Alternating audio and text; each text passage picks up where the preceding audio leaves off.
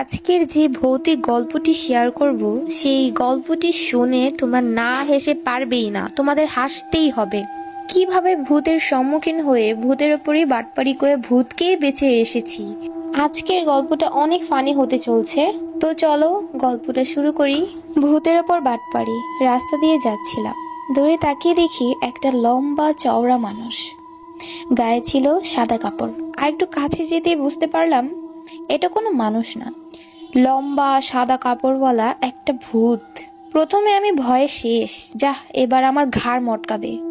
ভূতের আরো কাছে যেতেই আমি ভূতটাকে কিছু বুঝতে না দিয়ে জোর গলায় জিজ্ঞাসা করি, কে তুমি? সে বলল, আমি একজন ভূত। তুমি কে?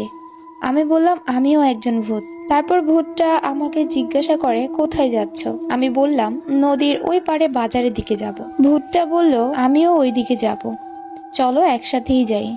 এখন আমি না করে দিলেও ধরা খেয়ে যাব।